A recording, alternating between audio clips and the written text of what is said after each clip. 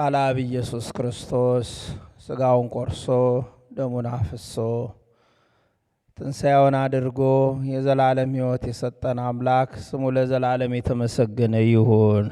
እንደምን አደራችሁ? አሜን። ጌታዬ አምላኬ እግዚእየ ወአምላኬ።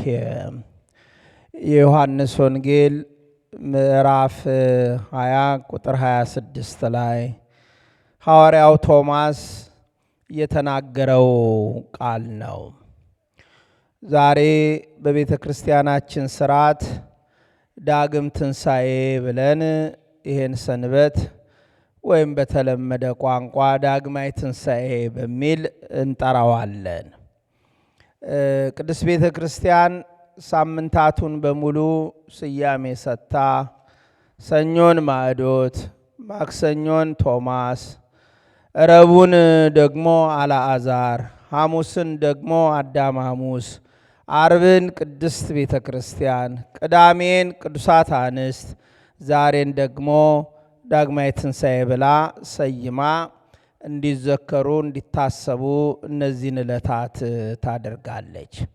ክርስቶስ ሁለተኛ ጊዜ ተነስቶ ሳይሆን ዳግማይ ትንሣኤ የተባለው ከሳምንትም በኋላ ያደረገውን መገለጥ መታየት፣ ይልቁንም ሐዋርያው ቅዱስ ዮሐንስ የወንጌሉን ጭብጥ ዋና ዓላማ ሲነግረን ኢየሱስ ክርስቶስ ጌታ እንደሆነ አምላክ እንደሆነ አምናችሁ ትድኑ ዘንድ ይህ ወንጌል ስለ እናንተ ተጻፈ እንጂ እሱ የሠራው ሥራ ውቅያኖስ ቀለም ቢሆን ሰማይ ብራና ቢሆን ሊበቃው አይችልም ብሎ በወንጌል መልእክት ውስጥ የእግዚአብሔር ልጅ አምላክ መሆኑን የሚያሳስቡና በዛሬው የእምነት ሕይወታችን ውስጥም ሊጠቅሙን የሚችሉ ዋና ዋና ክፍሎችን መንፈስ ቅዱስ መርቶት ቅዱስ ዮሐንስ እንደጻፈ አሁን ካህኑ ሲያነቡ ሰምተናል።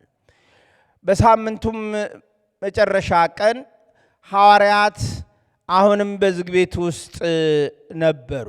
የጌታን ትንሣኤ እያጣጠሙ ነበረ። እርግጥ ነው ኃይልን የመንፈስ ቅዱስ ጸጋን እስኪቀበሉ ድረስ ድፍረትን አላገኙም ነበር። ትዝ ይላችሁ ከሆነ በዕርገቱ ጊዜ አንትሙሰ ንበሩ ሀገረ ኢየሩሳሌም እስከትለብሱ ኃይለ ማርያም፣ እናንተ ግን በኢየሩሳሌም ቆዩ ከአርያም ኃይልን እስክትለብሱ ዘንድ በነገሥታት ፊት ደፋሮች፣ በማያምኑ ፊትም ተከራካሪዎች፣ በአመፀኞች ፊትም ገሳጮች፣ እግዚአብሔር የለም በሚሉ ፊትም መስካሪዎችም እንድትሆኑ ኃይሉን፣ ጥበቡን፣ ጸጋውን፣ ጽናቱን የሚሰጣቸው የእግዚአብሔር መንፈስ ቅዱስ ወደ እናንተ ኃይልና ጥበብ ጸጋና እውነትን እስኪሰጣችሁ ድረስ በኢየሩሳሌም ቆዩ ብሏቸው እንደነበር እንደምናስታውሰው ሁሉ ያንን መንፈስ እስኪያገኙ ድረስ በጥባት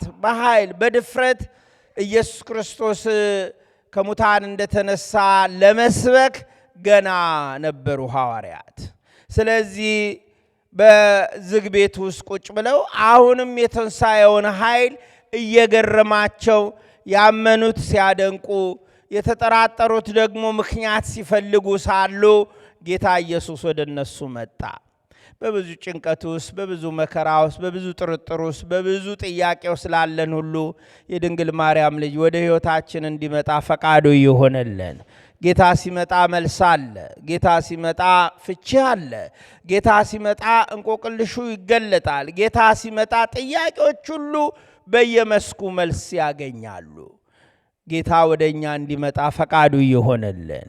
ወዳጆቼ ቶማስ ልክ ዛሬ በእኔና በእናንተ ሕይወት ውስጥ እንዳለው አንዳንድ ጉዳዮችን አንስተን ይሄ እንዴት ሊሆን ይችላል እያልን እንደምንጠይቀው ቶማስም ይጠይቅ ነበር። አንዳንድ የመጽሐፍ ቅዱስ መምህራን ቶማስ ምናልባት ከሰዱቃውያን ወገን ሆኖ ትንሣኤን የዘላለም ሕይወትንም አያውቅ ወይም ደግሞ አያምን ሊሆን ይችል ይሆን ብለው ያስተምራሉ።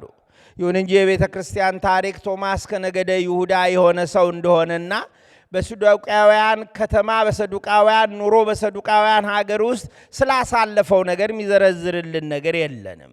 ነገር ግን የስሙ ትርጉም መንታ የሚለው የሆነው ዲዲሞስ ወይም ቶማስ የተባለው ሐዋርያ ግን ብዙ ጉዳዮችን በጥያቄ ብዙ ጉዳዮችን እንዴት በማለት ይጠይቅ እንደነበር መጽሐፍ ቅዱስ ይነግረናል። ዛሬም በእምነት ጉዞ ውስጥ ምን፣ እንዴት፣ ወዴት የሚሉ ሰዎች በክርስትናው ኅብረት ውስጥ ሊኖሩ እንደሚችሉ ማሳያ ስለሆነ ማለት ነው እና ጌታ ከሙታን እንደተነሳ የዘላለም ሕይወትንም ሊሰጠን ገነትንም ሊከፍትልን እንደተናገረው እንደተነሳ ትንሣኤና ሕይወትም እሱ እንደሆነ ደቀ መዛሙርቱ ሲያወሩ ካላየሁ አላምንም አለ። ይሄ ሰዋዊ ባህሪ ነው። በኋላ በዝርዝር እንማራዋለን። ይሄን በሚልበት ጊዜ ጌታ ሰላም ለእናንተ ይሁን ብሎ በዝግ በር ውስጥ ገባ። ስሙ ለዘላለም የተመሰገነ ይሁን። ዛሬም ተዘግተዋል በተባሉ ጉዳዮቻችን ሁሉ ማንም ሊከፍተው አይችልም በሚባሉ የሕይወት ክፍሎቻችን ሁሉ ከዚህ በኋላ እኒህ ጉዳዮች የታሸጉ ናቸው በምንላቸው ጉዳዮች ሁሉ ጌታ ሊገባ የታመነ አምላክ ነው፣ የሚችልም አምላክ ነው። ስሙ ለዘላለም የተመሰገነ ይሁን። እባካችሁ ነገሮች ተደምድመዋል አትበሉ። የእግዚአብሔር የመስሪያ ጊዜ አለ። የእግዚአብሔር የማከናወኛ ጊዜ አለ። የእግዚአብሔር ጉዳዮችን የመፍቻ ጊዜ አለ። ጌታ ኢየሱስ በዝግ ቤት ውስጥ ነው ገብቶ ሰላም ለእናንተ ይሁን ያለው። ትዝ ይላችሁ እንደሆነ ጌታ ስለ ሰላም ሲያስተምር የሰላም አለቃ፣ የሰላም ንጉሥ፣ የሰላም አምላክ መሆኑን ነቢያት እንደተናገሩለት ሁሉ እኔ የምሰጣችሁ ሰላም ዓለም እንደሚሰጣችሁ ሰላም አይደለም ብሎ ተናግሮ ነበር። እውነት ነው። አሁን እንኳን በዚህ በጽንፈ ዓለሙ በምናየው የሰላም ንግግሮች፣ ውይይቶች፣ ድርድሮች ውስጥ የሰላም ጉዳዮች በሰው ሲከወኑ ፍጻሜያቸው አያምርም። እንደተጀመሩ አያልቁም። እንደተነገረላቸው አይከናወኑም። አሁን በኢራንና እንኳን በዚህ ሀገር ያለው ክርክርና ጸብ ሰላም ሆነ ተብሎ ከተነገረ በኋላ ሰዓታትም የፈጁ አይመስለኝም። መልሰው ጉዳዮች ሲከለበሱ፣ መልሰው ጉዳዮች ወደ ነበረበት ሲሄዱ ያ እውነተኛው ሰላም በክርስቶስ እንዲሰጠን ፈቃዱ ይሆንልን። ባለትዳሮች በቤታችሁ ስላለ የሰላም መጥፋት በእናንተ ክርክር፣ በእናንተ ጭቅጭቅ፣ በእናንተ መፍትሄ ይሆናል ብላችሁ በምታመጡት የሥጋ ሐሳብ የሚቋጭ አይደለም። ሌላው ቀርቶ ሊሸመግሉን ሊያወያዩን ይችላሉ በምትሉት ሰዎች የሚፈታ አይደለም። ሰላሙ የሚገኘው ከክርስቶስ ብቻ ነው። ያ ሰላም ወደ ሕይወታችን ይግባልን። ሰላም ለእናንተ ይሁን ብሎ ገባ። የቶማስን ጥርጥር ሕይወት አውቆ ና ጎኔን ዳብሰው አለ። ይሄ ቅዱስ ገቦውን ቅዱስ ጎኑን ዳበሰ። ዛሬ ይሄ ለኔና ለናንተ የንስሐ ሕይወት ነው። ከካህኑ ጋር የምናደርገው የንስሐ ኑሮ ቶማስ ጎኑን እንደዳበሰው ሕይወት ይቆጠርልናል። ንስሐ እስክንገባ ግን ያለው ሕይወት በማመንታት ሕይወት ውስጥ የተመሰረተ ነው።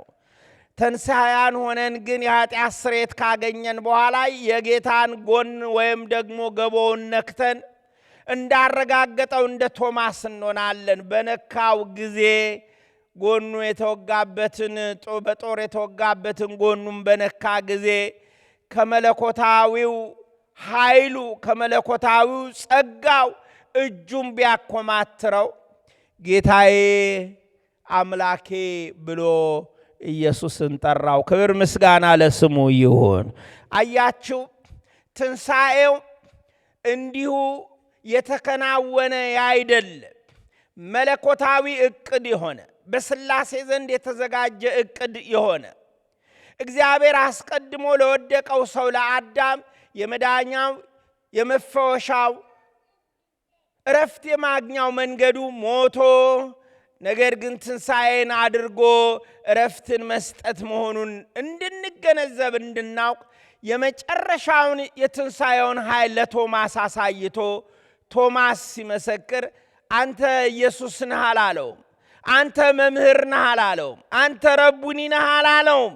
ጌታዬ አምላኬ አለ። አንዳንድ ጉዳዮች የጌታን ጎን ከነካን በኋላ በጸሎት ኃይል፣ በእንባ ኃይል፣ በልመና ኃይል፣ በመንበርከክ ኃይል፣ ለቃሉ በመገዛት ኃይል፣ ሥጋውና ደሙን በመውሰድ ኃይል ጌታን በደንብ አድርገን ካረጋገጥነው ፍቅሩን ከቀመስን በኋላ በመከራ ውስጥ፣ በችግር ውስጥ፣ በሸለቆ ውስጥ ሁሉ ጌታዬ አምላኬ ማለት እንጀምራለን። እንዲህ አይነት እምነት ለሁላችንም ይስጠን። በዚህ ጊዜ ነው ጌታ አንተ ስለነካኸኝ ስላየኸኝ አመንክ፣ ሳያዩኝ የሚያምኑ ግን ብፁዓን ናቸው አለ። ያ ጸጋ ለእኛ ደርሷል። ደስ ይበላችሁ። ጎኑን አልዳሰስንም፣ ትምህርቱን አልሰማንም፣ ታምራቱን አላየንም። ነገር ግን በመንፈስ ቅዱስ እውነትነት አባቶቻችን በሰጡን ቅዱስ ቃሉ በነገረን ትምህርት በእውነት በመንፈስ ዛሬም ጎኑን ወቅተን ጌታ አምላኬ እንላለን። ጎኑን ዳሰን በመንፈስ ቅዱስ ኅብረት ኢየሱስ ክርስቶስ ለዘላለም ሞትንና የሞትን ኃይል ድል አድርጎ መነሳቱን እንመሰክራለን። ይሄ ብጽዕና ለእናንተ ተሰጥቷል። እምነታችሁን ለዘላለም ያጽናላችሁ። ጌታዬ አምላኬ ብለን ለመኖር እግዚአብሔር ያብቃን። ለዘላለሙ አሜን።